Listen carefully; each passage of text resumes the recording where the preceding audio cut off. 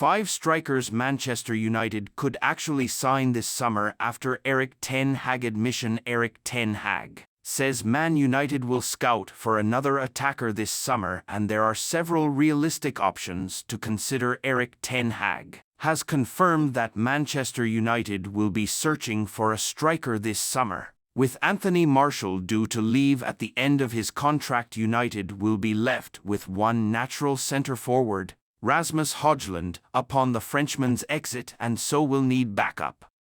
Marcus Rashford can play as a striker when needed, albeit has been largely ineffective when asked. Ahmad arrived at Old Trafford as a central striker but has been morphed into a right-sided winger, and anyway could be leaving this summer given his lack of game time since returning from long-term injury in January, having spent £72 million on Højlund last summer. And with Sir Jim Ratcliffe having to balance Premier League profit and sustainability rules, it's unlikely United will spend frivolously on another. Attacker Serhou Guirassy has been linked with Manchester United, probably the most likely target on the list. Guirassy is an appealing prospect. He has 26 goals in 23 matches this season and is the reason why Stuttgart are on course for Champions League qualification. Several reports mooted that United had sounded out an interest in January, and no wonder. The attacker is thought to have a £15 million release clause in his contract. Guirassy has been very open about a move to England too. "I cannot hide these things. Everyone knows the Premier League is one of the most competitive leagues in the world," he said in November. "But at this time I don't close any doors. There are some very big teams in Europe and it's not focused only on the Premier League." Those comments will only invite more interest in the Guinea star, who turned 28 last month. United might be in for some competition, and without Champions League football will be in a worse negotiation position. Jonathan David of Lille. David is enjoying a fruitful season with Lille, netting 23 goals in 40 matches and is only behind Kylian Mbappe in the League One scorers chart.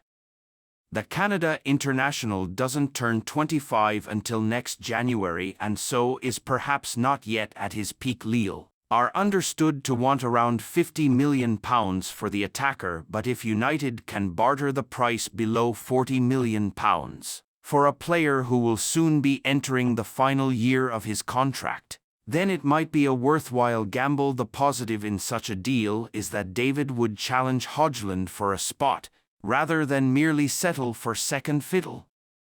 The sticking point may be Arsenal, who have been linked with David and could perhaps offer more game time, albeit Mikel Arteta is considered to be leaning towards a more versatile attacker. Lois Openda. Belgian international Openda has been a bright spark for RB Leipzig this season, scoring 25 goals in 39 matches across all competitions.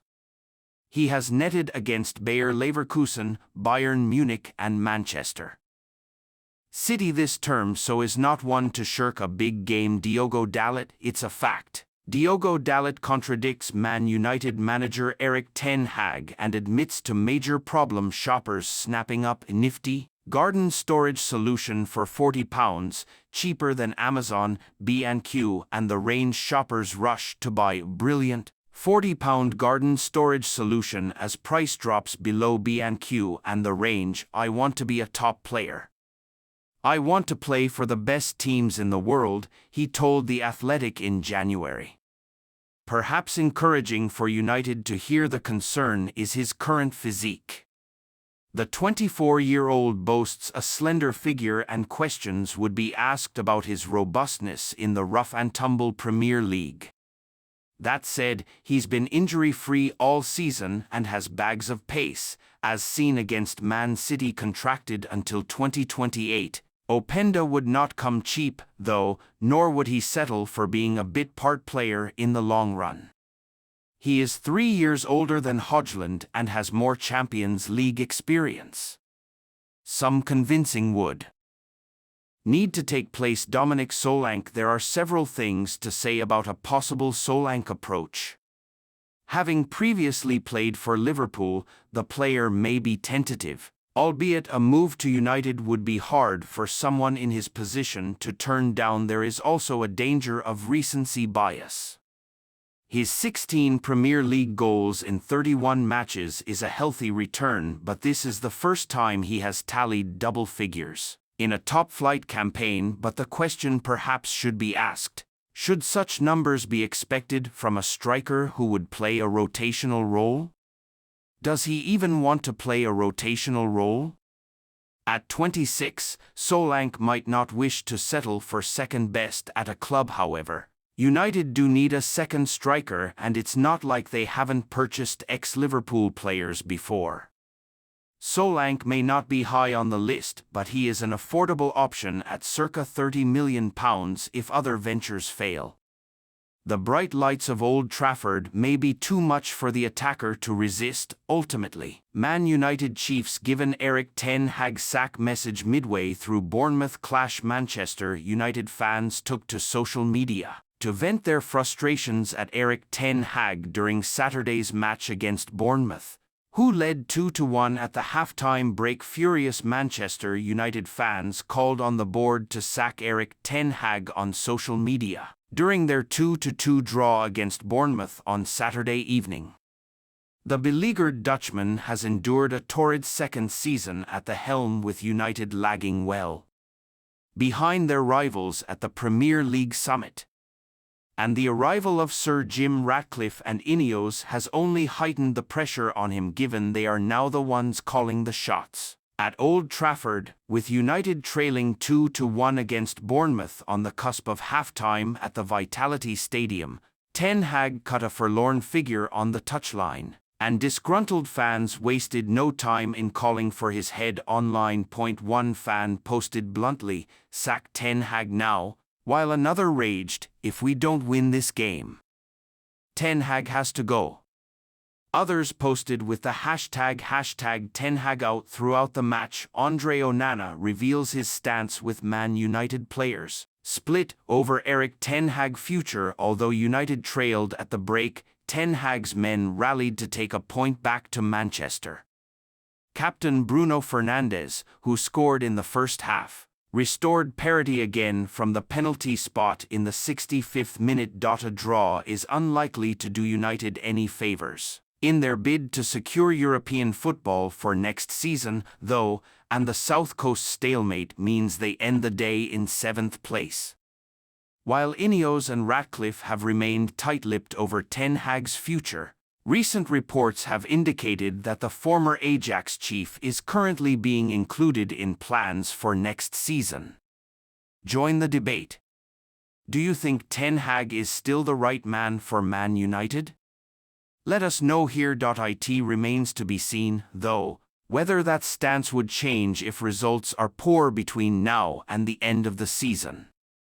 Plenty of names have been touted as potential successors, including Gareth Southgate and Graham Potter. Erik ten Hag storms out of Man United press conference as he ignores nightmare scenario. Manchester United manager Erik ten Hag walked out of his press conference after it was pointed out that the club could set an unwanted Premier League record this season. Manchester United manager Erik ten Hag walks out of a press conference. Erik ten Hag walked out of his post-match press conference after Manchester United's 2-2 draw with Bournemouth. Erik ten Hag refused to comment on the possibility that Manchester United could record their worst-ever finish in the Premier League era before walking out of his post-match press conference. United are currently languishing in 7th place after failing to beat Bournemouth on Saturday evening. The 2-2 stalemate on the South Coast means the Red Devils are now 10 points behind Aston Villa, who currently occupy the 4th and final Champions League spot. It remains unclear whether Ten Hag, who has found himself under pressure at various points of the campaign, has a long-term future at Old Trafford now that Sir Jim Ratcliffe and Ineos are in charge of sporting operations at the club. And while Ten Hag has kept his cool in recent months, he responded bluntly to a reporter who pointed out United could record their lowest finish in Premier League history this year. "I don't have to comment as it's not relevant now," he huffed before leaving. Ten Hag has steadied the ship in recent months after overseeing the club's worst start to a season in decades, and United are still in with a chance of winning a trophy.